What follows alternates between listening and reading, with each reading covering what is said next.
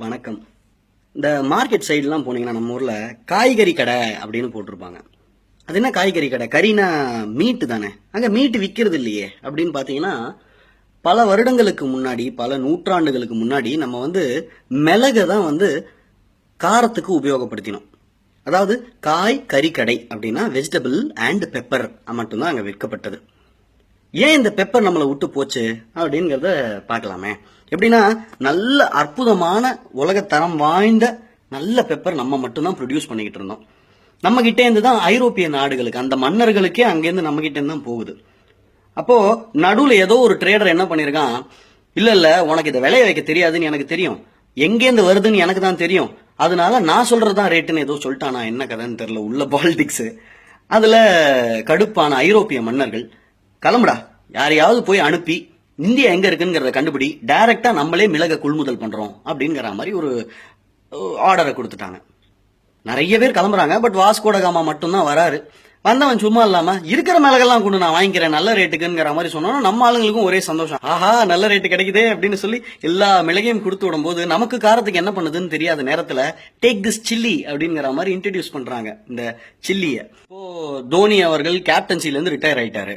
So தோனியாக கோழியை நீங்க நினைச்சுக்கோங்க அப்படின்னு சொல்றாங்கல்ல, அதாவது தோனியாய் கோழியை நினைச்சுக்கலாம். அந்த மாதிரி மிளகாக இந்த சில்லியை நீங்க வச்சுக்கோங்க, அதாவது மிளகாய் இந்த சில்லியை வச்சுக்கோங்கிறது தான் மிளகாய்ங்கிற பேர் வந்தது காரணமே. அதுக்கு பர்ஃபெக்டான தமிழ் பேர் என்னன்னு எனக்கு தெரியல, நான் கொஞ்சம் ரிசர்ச் பண்ண ஒன்றும் செட் ஆகல. ஸோ இப்படிதான் நம்ம கிட்ட பிளாஷியான விஷயம் எதையா உன்னை காமிச்சிட்டு சூப்பரான பாரம்பரியமான விஷயத்த காலங்காலமான நம்ம கிட்ட இருந்து எடுத்துட்டு போயிட்டு இருக்காங்க.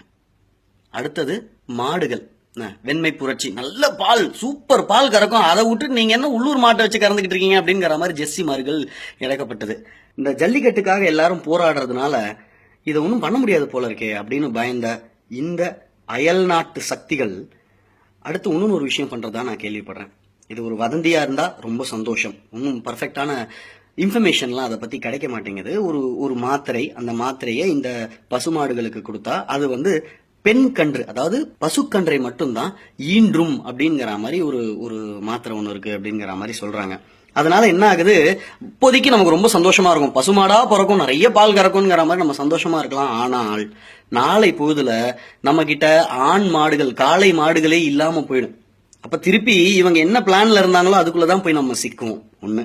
ரெண்டாவது, இதை குடிக்கும், இந்த பாலை குடிக்கும் நம் வீட்டு பெண்களுக்கும் இந்த பிரச்சனை வரதுக்கான வாய்ப்பு இருக்கு அப்படின்னு சொல்றாங்க. அப்படின்னா இந்தியாவில் இருக்கும் ஆண் மகன்களே குறைந்து போயிடுவாங்க. எங்கெல்லாம் போய் அடிக்குது பாருங்க. அதுக்கப்புறம் இப்போ நாய்கள், நீங்க இத நோட்டீஸ் பண்ணிருப்பீங்களான்னு தெரியல, கொஞ்சம் கொஞ்சமா வேட்டை நாய்களா கோயம்புத்தூர் பொள்ளாச்சி பக்கம் இருந்தது, திருநெல்வேலி பக்கம் இருந்த அந்த வேட்டை நாய்களை கூட மாற்றிட்டு லேப்ரடார் யூஸ் பண்ண ஆரம்பிச்சிட்டாங்க. சீம நாய் அப்படிங்கிறதுல ஏதோ ஒரு பெருமை இவங்களுக்கு. ஆனா கன்னி, கொம்பை, சிப்பிப்பாறை, இந்த நாயெல்லாம் இப்போ பிரீட் ரொம்ப கம்மியாயிருச்சு. இங்க ஒரு ஹஸ்பண்ட்ரி ஒன்று இருந்தது சைதாப்பேட்டையில, அதாவது நாய்கள், நாட்டு நாய்கள் இனவிருத்திக்கு அங்க பண்ணிட்டு இருந்தாங்க. அது பயங்கர அசுத்தமா இருக்கு, அங்க சரியாவே பாத்துக்க மாட்டேங்கிறாங்க, பாவம் அந்த நாய்கள்ங்கிற மாதிரி என்னெல்லாமோ காரணம் சொல்லி மூட வேண்டிய ஒரு சிச்சுவேஷன்ல இருக்கு. அட அதையே மூடுறீங்க, நல்லா பாத்துக்கிறேன்னு சொல்லுங்களேன் என்ன. அப்ப அடுத்து நம்மளோட நாய்கள், நாட்டு நாய்களையும் காலி பண்ணிட்டு இருக்காங்க. நான் என்ன சொல்றேன், இயற்கை விவசாயம், சித்த மருத்துவம், இதெல்லாம் ஏன் நம்ம விட்டோம்? ராத்திரி ஃபுல்லா உட்காந்து பார்ட்டி பண்றது, காலையில ஹேங் ஓவரா இருக்கணும்னு ஒரே மாத்திரையில சரியா போகணும்னு ஏன் நினைக்கிறோம்? ஒரு அரை மணி நேரம் ஸ்பெண்ட் பண்ணி நிறைய தண்ணி குடிப்போமே. மாசம் ஃபுல்லா சாப்பிட்ட ஐஸ்கிரீம்ல பிடிச்ச ஜலதோஷத்துக்கு ஒரே மாத்திரையில தீர்வு காணணும்னு ஏன் நினைக்கணும்? அதுல என்ன நியாயம் இருக்கு? சித்த மருத்துவம் கொஞ்சம் ஸ்லோவா தான் இருக்கும், ஆனா பர்ஃபெக்டா எல்லாத்தையும் சரி பண்ணி கொடுக்கும், நோயை ஒழிக்கும். இந்த இங்கிலீஷ் மெடிசன் மாதிரி சாப்பிட்டோன்னா அமுக்கி அமுக்கி அமுக்கி அமுக்கி நம்மள அப்படியே ஒரு நோய் கிடங்கா மாத்திராது. உயிர்கொல்லி நோய்களுக்கெல்லாம் மருந்து கண்டுபிடிச்சிட்டு இருக்காங்களே, ஏன் இந்த சுகருக்கும் பிபிக்கும் ஒரு நல்ல மருந்தா கண்டுபிடிக்கலாமே? ஏன் வாழ்க்கை ஃபுல்லா மருந்து சாப்பிடணும்? கண்டே பிடிக்க மாட்டாங்க. ஏன்னா அத்தனை பேருக்கு இருக்கு. அது ஒரு கண்டினியூஸ் பிசினஸ் ப்ராசஸ். மொத்தமா இதை சாப்பிட்டீங்கன்னா சரியா போயிடும்னு கண்டுபிடிச்சிட்டீங்கன்னா அதுக்கப்புறம் இந்த பிசினஸ் என்னத்துக்காகுது இல்லையா? 3 விஷயம் பேசியிருக்கோம். 1, மிளகு நம்ம கையை விட்டு போனது. 2, நாட்டு மாடுகள் நம்ம கையை விட்டு போயிட்டு இருக்கு. அடுத்தது நாட்டு நாய்கள் போயிடும். அடுத்து அவங்க டார்கெட் அதுதான். இதே மாதிரியே நாட்டு மருந்தும் நம்மளை விட்டு போயிடக்கூடாது. அது ரொம்ப இம்பார்ட்டன்ட். கொஞ்சம் யோசிச்சு பாருங்க. நாட்டு மாடுகளுக்காக கவலைப்படுறோம், நாட்டு நாய்களுக்காக கவலைப்படுறோம், நாட்டு மருந்துக்காக ஏன் கவலைப்பட மாட்டேங்கிறோம்? தெரிஞ்சவங்க கிட்ட எல்லாம் கொஞ்சம் இதை பத்தி பேசுங்க. கொஞ்சம் ஏதாவது புக்ஸ் எல்லாம் ரெஃபர் பண்ணுங்க. தமிழர் திருநாள் நல்வாழ்த்துக்கள்.